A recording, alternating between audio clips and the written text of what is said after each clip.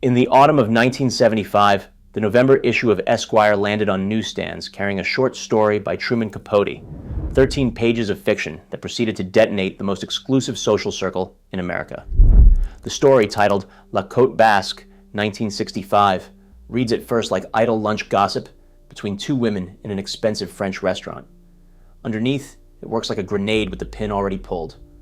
One passage describes a media executive named Sidney Dillon, who sleeps with the governor's wife in his own marital bed, discovers a menstrual bloodstain spreading across the sheets, and spends the rest of the night scrubbing them in a bathtub before baking them dry in his own oven. Every reader who mattered recognized Dillon on sight as William S. Paley, the man who built CBS, which meant every reader also recognized the wife who nearly catches him in the story, a character called Cleo, because Cleo could only be Babe Paley, the most photographed and most imitated woman in American high society. Babe read the story. Then she cut Capote, her closest confidant of 2 decades, out of her life with a finality that startled even people who understood how cold that world could turn.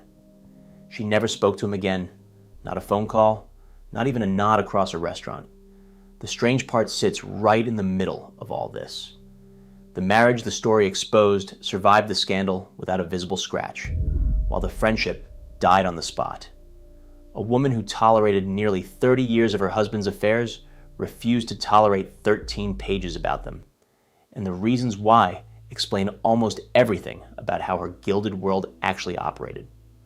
On paper, the two of them owned mid-century America. He ran the most powerful broadcasting network on earth, deciding what tens of millions of households watched every night, while she decided what a smaller but far more obsessive audience wore, served, and admired. Together, they threw the parties that defined an era. Separately, they conducted a marriage that thrived as a corporation and dismally as anything resembling a home, and the gap between those two performances swallowed 3 decades of her life. The explanation starts decades before the restaurant, before the television empire, before the ball gowns, in a surgeon's household where a formidable mother decided that her 3 daughters would marry spectacular money or die trying. That plan worked, mostly, though the fine print took decades to arrive. Barbara Cushing arrived on July 5, 1915, the youngest daughter of Dr. Harvey Cushing, a Boston neurosurgeon so accomplished that colleagues treated him as the founder of the entire field.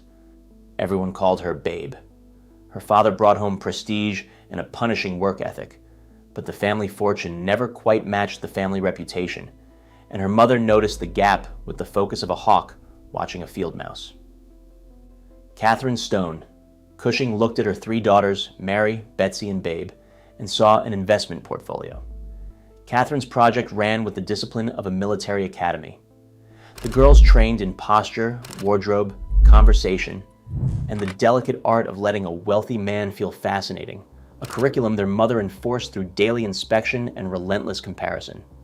Newspapers eventually christened them the Fabulous Cushing Sisters, which sounds like a circus act and, in fairness, described one.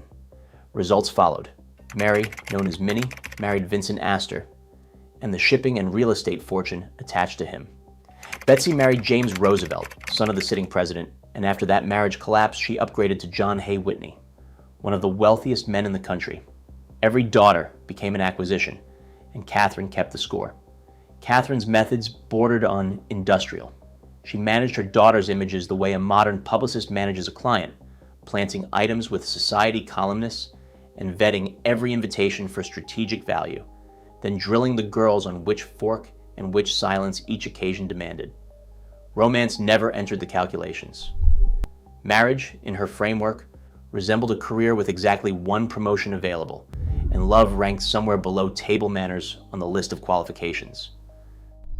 Babe carried the heaviest expectations and the best raw material. A 1934 car accident smashed her jaw and cost her several teeth, which surgeons replaced so skillfully that fashion editors later mistook the reconstruction for genetics. And the ordeal taught her early that beauty could be engineered and maintained like any other machine. She approached her face the way her father approached a cranium, with precision and no sentimentality whatsoever. Vogue hired her as a fashion editor, one of the rare jobs a society daughter could hold without raising eyebrows, and photographers soon discovered that the camera adored her from every conceivable angle. In 1940, she executed the family business plan and married Stanley Grafton Mortimer Jr., an heir to a Standard Oil fortune equipped with the right clubs and the right bone structure. 2 children followed, Stanley III and Amanda, and then the war intervened. Mortimer returned from service a changed man, drinking heavily and swinging between moods that doctors would later diagnose as manic depression, and the marriage disintegrated by 1946. Babe found herself divorced at 31 with 2 small children, a famous face, and considerably less money than the face suggested. Her mother's training covered exactly one solution to that particular problem. William S. Paley started from the opposite end of the American story. Born on September 28, 1901, to Russian Jewish immigrants in Chicago, he grew up inside the family business, the Congress Cigar Company,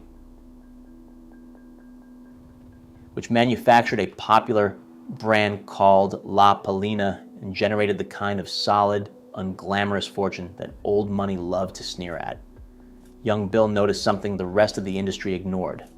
When the company bought advertising time on the radio, cigar sales climbed so fast that the numbers looked like typos. Radio, in the 1920s, ranked somewhere between a toy and a fad in the minds of serious businessmen. Paley disagreed with the serious businessmen. In 1928, at 26 years old, he spent family money on a struggling network of stations, renamed the operation the Columbia Broadcasting System, and set about converting a fad into an empire. Nobody handed him a map. He improvised one, poaching stars from rival networks and treating entertainers like royalty when other executives treated them like hired help, then grasping before almost anyone else that a network's real product consists of audiences packaged and sold in bulk to advertisers. His great rival, David Sarnoff of RCA, approached broadcasting as an engineer and treated the shows as filler between technological triumphs. Paley approached it as a salesman raised on cigars, and he understood in his bones that nobody ever purchased a radio because they admired the vacuum tubes. People bought the box for the voices inside it, so Paley spent lavishly on talent while his competitors spent on transmitters. The strategy sounds obvious now. In 1928, it registered as heresy, and it printed money for half a century, carrying CBS to dominance in radio and then in television, where the network's polish earned it the nickname the Tiffany Network. Success in business never fully satisfied him because Paley hungered for cultural rank alongside the cash. He assembled one of the finest private collections of modern art in the country, Picassos and Cézannes, chosen with a dealer's eye, and he eventually rose to the presidency of the Museum of Modern Art in New York. A single rule governed all of it. Everything he touched needed to be the best available version of itself. The network, the paintings, the houses, the food on his table, and in 1946, he met a woman widely regarded as the best available version of a wife. Money arrived in mountains, and Paley started wanting the things that money struggled to purchase. In 1932, he married Dorothy Hart Hearst, a sharp and stylish divorcee fresh from a marriage to one of the Hearst sons, and she polished him, educated his eye for paintings, and introduced him to rooms otherwise closed to him. He repaid the favor with a parade of affairs so relentless that the marriage buckled and finally collapsed in July 1947. A pattern announced itself early. Paley collected beautiful things, perfected them, then scanned the horizon for the next acquisition, and he applied the method to paintings, to houses, to networks, and to wives. The two met in 1946, introduced into each other's orbit, while both of their marriages lay in ruins, and the attraction operated less like a romance and more like corporate synergy. Babe possessed the pedigree and the social access that Paley craved, while Paley possessed the money that Babe's pedigree required for its upkeep. Their divorce was cleared by the middle of 1947, and on July 28th of that year, they married, a union the gossip columns covered like the merger of the season. Old money married new money, or, more precisely, old reputation married new cash, since the Cushing supplied far more lineage than liquidity. Then the couple collided with the one wall Paley's checkbook could never dent. He built a media empire, dined with presidents, and hung Picassos on his walls, yet the Jewish son of cigar makers remained unwelcome at the country clubs of Long Island and the restricted resorts where his wife's family traditionally spent their summers. Membership committees blackballed him without embarrassment. American high society in the late 1940s practiced its anti-Semitism openly, in club bylaws and quiet lists, and no volume of CBS Profit changed the arithmetic. Babe, raised precisely for admission into those rooms, married a man the rooms refused to seat. The scale of that insult takes a moment to absorb. This man could put a president on the air or take him off it, and could buy nearly anything on the island of Manhattan, yet a committee of golfing lawyers still judged him unfit to eat lunch beside them. The rejection lodged somewhere deep and stayed. Friends noticed for decades afterwards that no professional triumph ever quite filled the specific hole that a country club blackball drilled. So the Paleys performed one of the most elegant acts of social revenge in post-war America. Rather than begging at doors that stayed shut, they constructed a better party on the other side of the wall, filling their tables with film stars, writers, statesmen, European exiles, and anyone else more interesting than a golf club membership committee.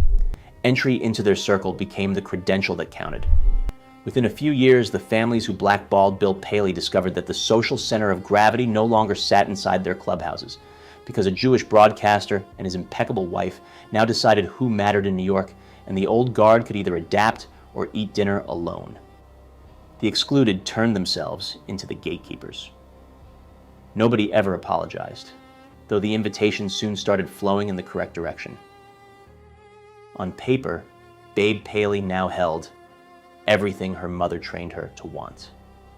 The fine print involved a job description. Her husband expected a home that functioned like his network, flawlessly and without visible effort, and Babe delivered that standard across an empire of residences. Kaluna Farm, their 80-acre estate in Manhasset on Long Island, supplied the Country House Theater, complete with gardens that guests remembered for decades afterwards. In the city, the couple occupied a lavish suite at the St. Regis before moving to an apartment at 820 Fifth Avenue, an address so rarefied that admission involved more diplomacy than some treaties. Bill ran his household the way he ran CBS, through relentless quality control applied to every surface and every person. Babe famously carried a small golden notebook so she could record his complaints in real time, the soup served 2 degrees wrong, the flower arrangement that displeased him, the wine poured a beat late, the servant who stepped out of sequence, each grievance logged for immediate correction. The notebook never left her. One of the most envied women on earth walked through her own homes, taking dictation on her own inadequacies. Guests marveled at the perfection of a Paley dinner without ever glimpsing the ledger that produced it. Dinner at the Paleys unfolded like theater with a concealed script.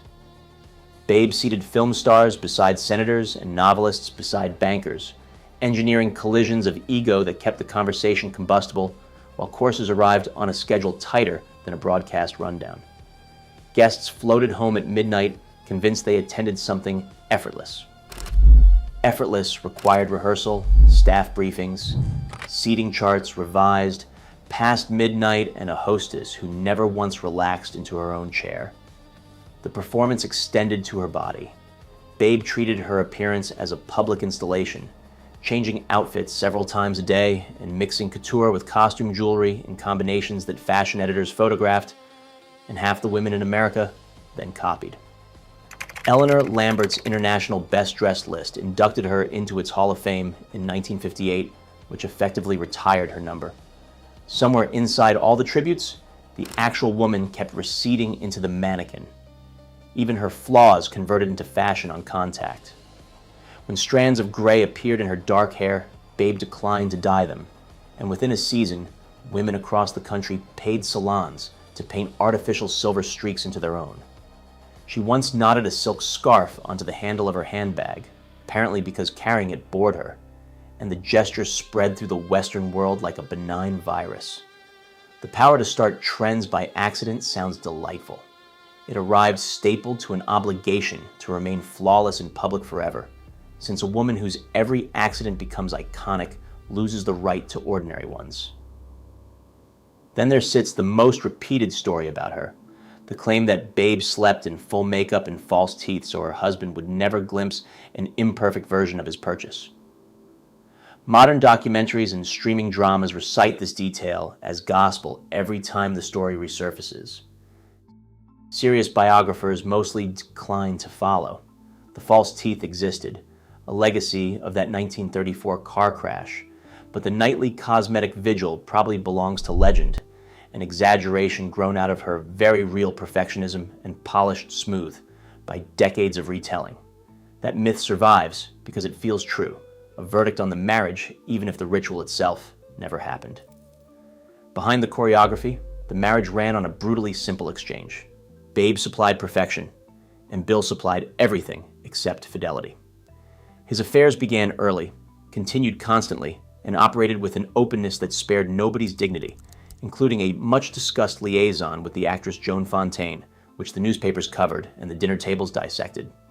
Society wives of that generation generally accepted such arrangements as standard contractual terms. Babe understood the terms as well as anyone, but understanding a humiliation and absorbing it for 3 decades belonged to different categories of endurance. Bill consumed the world with an appetite that fascinated everyone who dined with him. Friends and biographers describe a man who ordered enormous meals, finished them, then picked from every other plate at the table, and the greed extended smoothly from food to art to women, one continuous act of acquisition wearing different costumes. Babe organized her existence around servicing it. Writers throw the word tragedy around carelessly in stories about wealthy people, but a genuine one hides inside that arrangement. A woman polished herself into an ideal for a man constitutionally incapable of feeling full. The costs accumulated where the cameras never pointed. Friends described a woman wound tighter with every passing season, increasingly dependent on prescribed tranquilizers simply to sleep and to stand beside a husband whose newest infidelity everyone at the table already knew about. Her children from both marriages later described a mother present in photographs and absent in person, because the job of managing Bill Paley left little room for anything as unproductive as ordinary warmth. The household staff received more of her daily attention than the nursery did. That detail accuses nobody and explains nearly everything. At several points, Babe entered hospital under circumstances her circle discussed only in whispers. Society rumor framed those episodes as suicide attempts, driven by her husband's endless affairs. Biographers remain divided to this day, with some accepting the intentional reading and others concluding that the hospitalizations followed accidental overdoses of the tranquilizers she leaned on so heavily. The record refuses to settle the question, partly because her world specialized in erasing precisely this kind of evidence. Either version describes a woman being slowly crushed by a role she performed beautifully. The dispute concerns only whether she ever tried to set the burden down all at once. Her sisters supplied comparative data from inside their own gilded arrangements. Minnie's marriage to Vincent Astor eventually dissolved, while Betsy settled into a long and comfortable run as Mrs. John Hay Whitney, so the Cushing method clearly guaranteed the wedding without guaranteeing anything that came after it. Catherine's curriculum never included a module on surviving the marriage itself, so each daughter improvised. Babe's improvisation involved a gold notebook and a great deal of silence. Into this exquisite prison in 1955 wandered a 5'3" writer with a baby voice and the social instincts of a heat-seeking missile. Truman Capote entered the Paley's orbit almost by accident, hitching a ride on their private plane as a last-minute guest, and by the time the flight touched down, Babe treated him like a personal discovery. He listened, and nobody else in her life listened. Bill wanted a performance, and the fashion press wanted the mannequin, but Truman appeared to want the actual Barbara, or performed that wanting so convincingly that the difference stopped mattering. The friendship deepened into something close to mutual dependence. Babe confided things to Capote that her own sisters never heard, and he squired her through 2 decades of lunches, gallery afternoons, holidays, and delicious secrets. In his private journal, Capote recorded a verdict on her that doubles as a diagnosis, writing that Mrs. Paley suffered from exactly one fault, and the fault turned out to be perfection. He intended it as tribute. A sharper reader might notice the entomologist admiring a specimen already mounted on the pin. Beyond attention, Capote supplied a mirror with a personality. He gossiped with her for hours, dissected everyone they knew, encouraged the sly wit her official role required her to suppress, and handed back a version of Babe that nobody else bothered to look for. Bill tolerated, the little writer, the way a busy man tolerates his wife's decorator. The comparison would offend Truman enormously, and the offense itself contains the entire misunderstanding, because Capote considered himself the equal of everyone in the room and the superior of most. A quick correction for anyone arriving here from recent television: Capote did casually call his collection of wealthy, elegant friends his swans, in conversation and in letters. The capitalized official-sounding club named the Swans, complete with a formal roster and a group identity, belongs to modern fiction and streaming-era marketing rather than to anything the 1960s actually produced. Whatever the branding, the women themselves belong to no club. They belong to their husbands and to Capote, in roughly that order, and that ordering turned out to be the entire problem. For years, Capote dragged an announcement behind him like a banner, a masterwork in progress called Answered Prayers, a Proustian epic that would preserve his glittering world in amber. Publishers paid enormous advances while deadlines sailed past unmet. In cold blood consumed him first, and then the fame and the pills consumed whatever remained of his discipline. By 1975, he needed to prove the masterwork existed, so he sold an excerpt to Esquire for the November issue, and the chapter he selected read less like Proust and more like arson. The masterwork's title carried its own dark joke.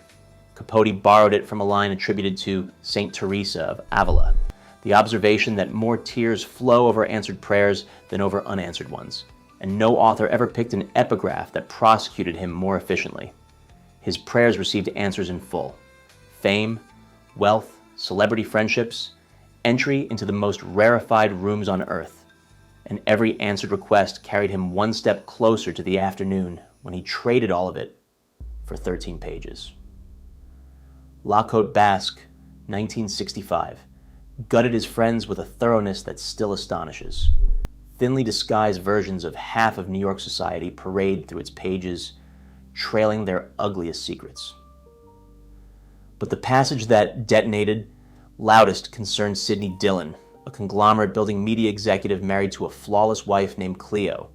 Nobody required a decoder ring. Dillon beds the wife of a governor while Cleo travels, wakes to sheets stained with menstrual blood, and panics, scrubbing the linen in a bathtub of scalding water, and then baking it dry in the oven like a casserole before remaking the bed at dawn. Capote framed the anecdote as comedy. Its actual function sat closer to assassination, because he selected the one story guaranteed to humiliate both Paleys simultaneously: the husband as a grubby adulterer, and the wife as the immaculate hostess whose own bed hosted the crime. The identity of the governor's wife remains unsolved half a century later. Contemporary gossip pointed at Marie Harriman, wife of former New York Governor Averell Harriman, while another faction preferred Mary Rockefeller, the first wife of Nelson Rockefeller. A third camp argues that Capote invented a composite specifically to shield whoever the real woman happened to be, assuming a real woman existed at all. No document settles it. The uncertainty scarcely mattered to the Paleys anyway, since every reader recognized the husband in the story. And the husband, not the mistress, shared Babe's address and her monogrammed linen. The collateral damage spread well beyond one household. Another woman skewered in the story, the socialite Ann Woodward, appeared under a transparent alias as a husband killer, and she died by suicide in October 1975, reportedly after an advance copy reached her hands. Capote's defenders called the timing coincidence, and his accusers never bothered with the word. Whichever reading holds, the episode fixed the story's reputation before most subscribers even opened the magazine. This piece of fiction drew actual blood. New York devoured the issue in a single gulp. Newsstand copies vanished within days, and for several weeks, the only conversation available at any fashionable table concerned who appeared in the story and under which alias. Gossip about the gossip became its own economy. Capote, for his part, initially basked, granting interviews and predicting that the finished novel would rank beside Proust. Apparently, the only man in Manhattan who failed to hear the doors locking around him. Babe's response arrived without drama and without appeal. She severed the friendship completely and refused the calls, treating 20 years of intimacy as a file to be closed. The rest of the circle followed her lead within weeks, and Capote found himself exiled from every dining room he once ruled, a social execution carried out with the quiet efficiency that world reserved for its gravest offenses. He kept insisting that the outrage baffled him. They knew a writer sat at their tables, he complained to interviewers, so what exactly did they imagine he would eventually do with the material? The defense carries a certain honesty. It also resembles a burglar, protesting that the homeowners kept leaving him alone with the silver. One more legend collapses under the same scrutiny. A persistent story claims that Babe secretly read Capote's desperate letters of apology during her final years, softening towards him in private while maintaining the public freeze. Her family and closest friends report the opposite. The letters traveled back to their sender unopened, every single one of them. The romantic version survives because audiences prefer forgiveness as an ending, but Babe apparently preferred accuracy.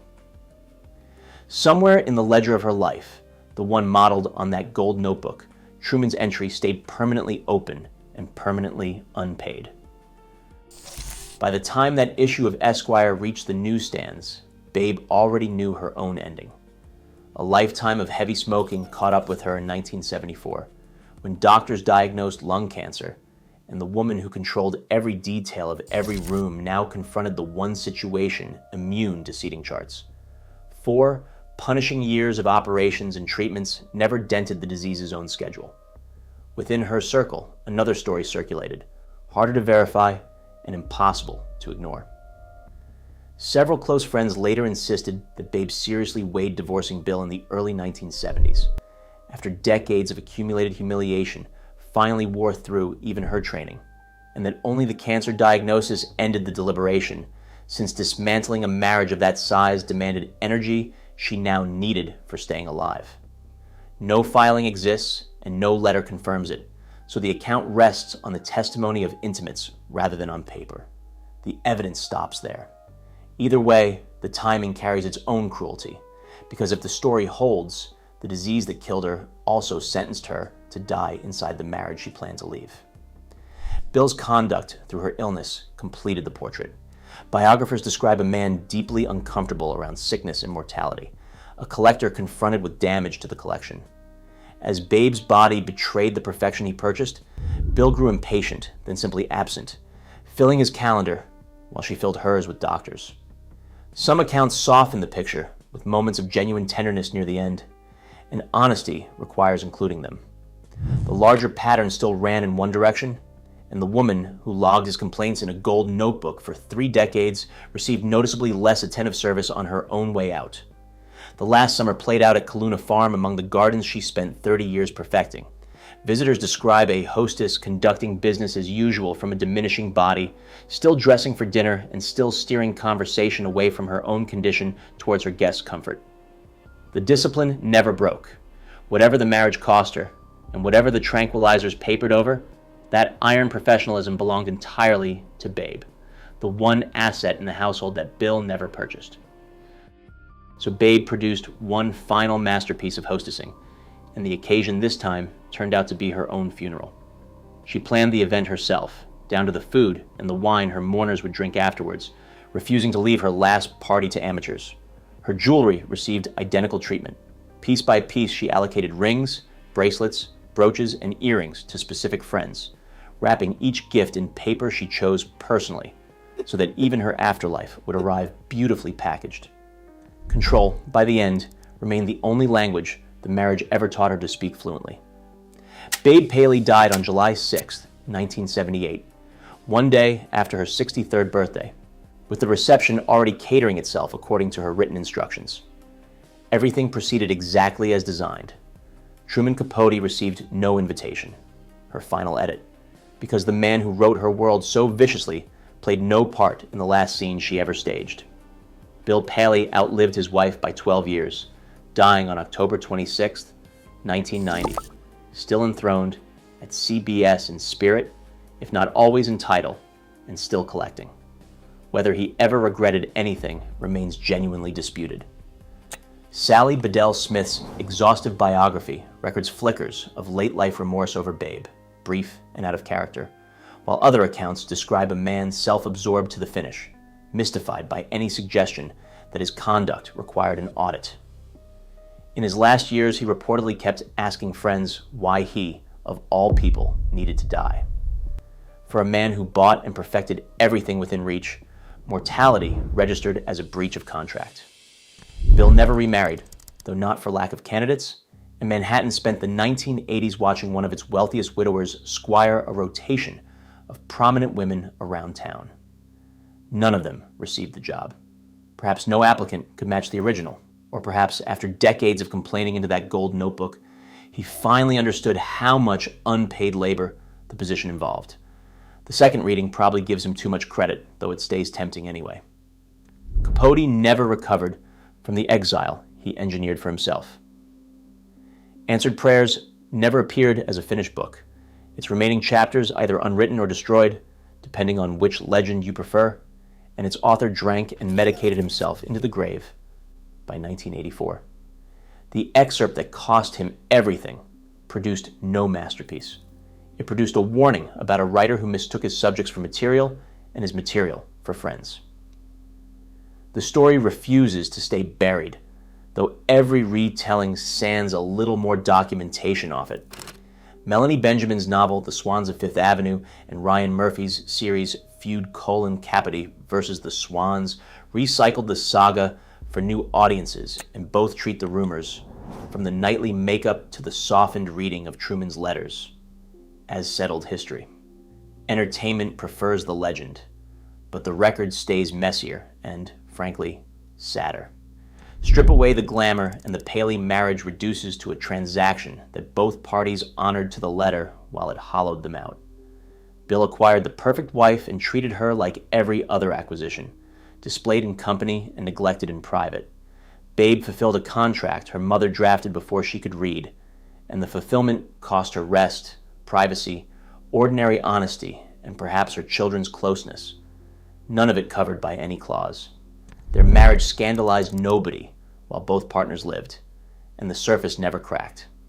The scandal only arrived when a friend wrote down what everybody already knew, and society punished the writing rather than the knowing. Nearly 30 years of open infidelity earned Bill Paley a shrug from his world, while 13 pages of thinly fictionalized honesty earned Truman Capote a social death sentence from the same jury. The jury never blushed. In Capote's story, the sheets emerge from the oven clean, the bed looks untouched by morning, and the wife suspects nothing. In the real marriage, everyone suspected everything for decades, and the bed simply stayed where it always stood, at the center of the most photographed and best-run unhappy household in America.